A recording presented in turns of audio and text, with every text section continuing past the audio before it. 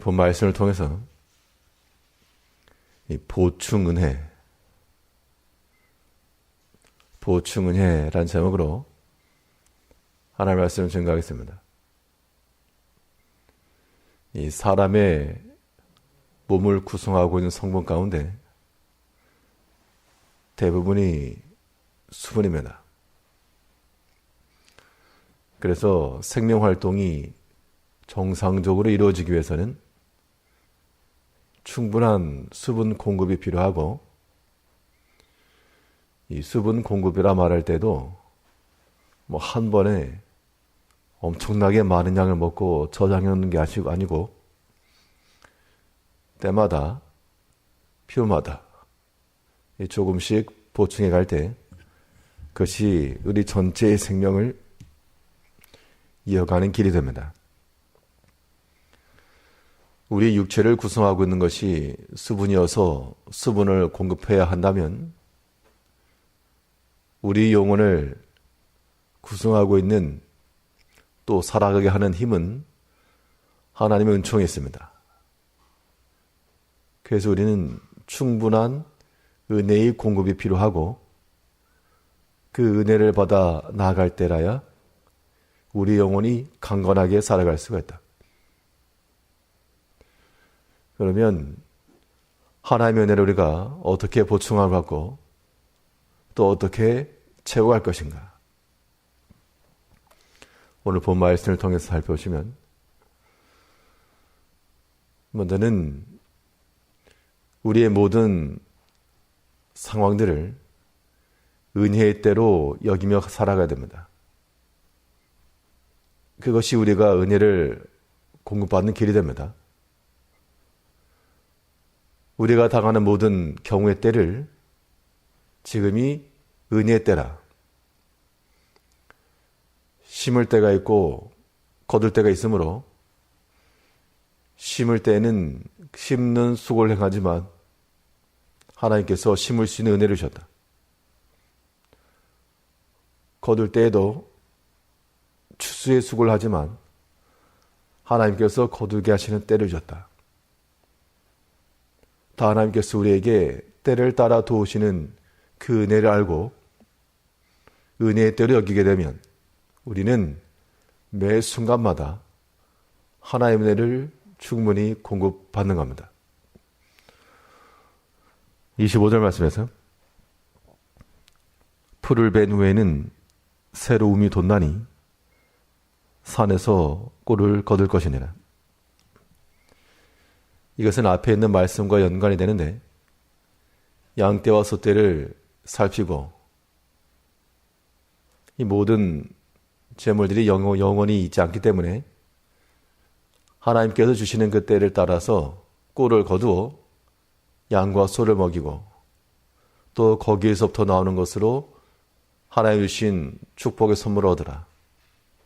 이건데, 꿀을 벤 후 한 번 베고 나서 끝이 아니고 새로 돋는답니다. 풀을 벤 후에는 새로움이 돋나니 산에서 꿀을 거둘 것이니라. 한 번 거두었는데 은혜로우신 하나님께서 또 자라게 하시고 또 돋아나게 하셔서 그 다음번에도 먹을 수 있는 은혜를 주신다. 꿀을 벨 때가 있고, 또 그 벤 풀이 다시 자라기를 기다릴 때가 있고, 그것을 또한 거둬갈 때가 있고, 우리가 매 순간마다 우리 삶에서 일어난 모든 것들을 다 은혜의 때로 여기게 되면 그 순간 하나하나가 다 우리에겐 소중한 것이요 참으로 귀하고 감사한 겁니다. 당연히 풀을 벨 때도 베는 수고가 있고, 기다릴 때에도 기다릴 인내가 있고, 또 다음번 벨 때에도 베는 수고가 있으나 그 또한 하나님이 주신 축복인 겁니다. 우리가 기도할 때가 있고 또한 인내로 견딜 때가 있으며 하나님께서 응답하시는 것을 경험하는 때가 있습니다. 이 모든 때가 다 하나님의 은혜를 받는 경우라. 우리가 매번 순간마다 병뚜껑을 열고 의지적으로요, 휴대하면서까지라도 우리가 수분을 공급하여 우리 몸의 건강을 지키는 것처럼 우리 영혼의 강건함을 위해서는 우리가 날마다 하나님의 은혜 가운데 가며 우리 그걸 들고 다닐 수 없으니까 우리 모든 삶의 경우를 하나님의 은혜대로 여기시고 풀을 뱀바되어서 다 없어졌어도 하나님께서는 또한 새로 우미 돋게 하신다. 그러므로 우리에게는 낙막이라고 하는 것이 있을 수가 없고 날마다 새로운 마음으로 새 소망으로 하나님께서 오늘도 우리에게 새 한 날 주시고 또 새로운 일들을 만나게 하시고 매일같이 일어나는 평범하고 지루한 하루하루 그렇게 살아가게 되면, 그런 마음을 가지게 되면 참 곤욕스러운 겁니다. 근데 우리 마음 가운데 생각하기를 하나님께서 오늘에게 또한 새로운 걸 주셨다. 또 오늘은 어떠한 일들을, 어떠한 은혜를 얻게 하실 것인가? 그런 기대감을 가지고 하는 사람은 은혜로 사는 겁니다. 이 작은 차이지만 이 결과적으로는 크죠. 우리가 하나님의 은혜를 충분히 공급받는 자가 될 때 우리 영혼이 강성해지는 겁니다.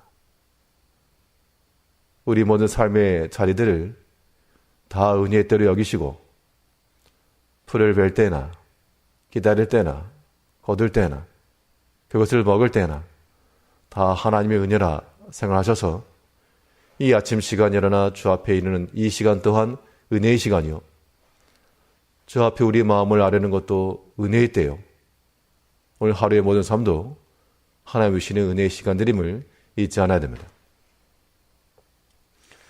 그러면 이 하나님의 은혜를 받았으면 이제는 그 은혜를 누리며 사는, 누리며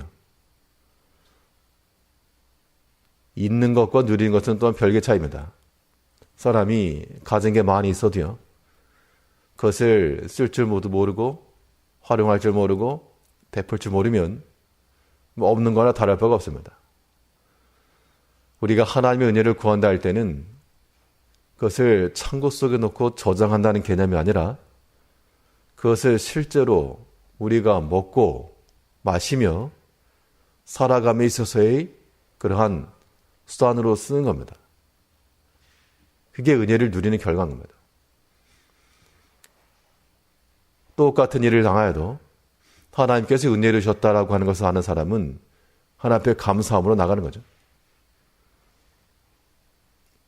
양떼와 소떼를 돌아보는 일꾼이 산에서 풀을 베어서 양떼와 소떼를 먹이게 되면 참 오늘도 수고를 했다, 고생이다, 이것 때문에 그렇게 생각하는 것이 아니라 그 꼴을 먹인 그 소와 양과 염소에게서부터 그 먹을 것과 입을 것이 얻어진다는 겁니다. 그것이 또한 누리는 겁니다.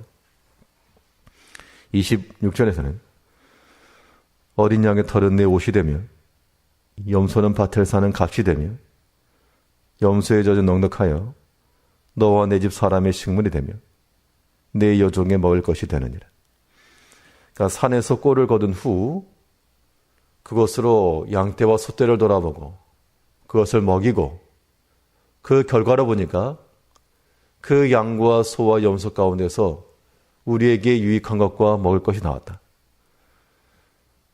우리가 하나님의 은혜로 산다는 것은 하나님 앞에 때를 따라 은혜를 구할 뿐만 아니요, 그 은혜를 가지고 우리의 지극히 평범한 일상을 살아가는 겁니다. 그렇게 해석해내는 겁니다. 이 먹을 것도 하나님 주셨고 이 입을 것도 하나님 주셨으며 이 거처하는 것도 하나님 주셨고 이 또한 하나님께서 얻게 하셨다. 우리가 그런 마음을 가지게 되면 우리 영혼이 참으로 풍성해지고 여유로워지고 또한 감사하게 되는 겁니다. 우리 오늘 하루의 삶을 살아가면서도 메마른 성적 상태가 아니요, 하나님의 그 은혜의 충분한 공급을 통하여 모든 경우의 때를 다 하나님의 은혜의 때로 성장을 하시고 그 모든 결과 또한 우리 영혼에 유익한 것을 알고 감사함으로 살아가는 한 날 되시길 바라겠습니다. 기도하겠습니다.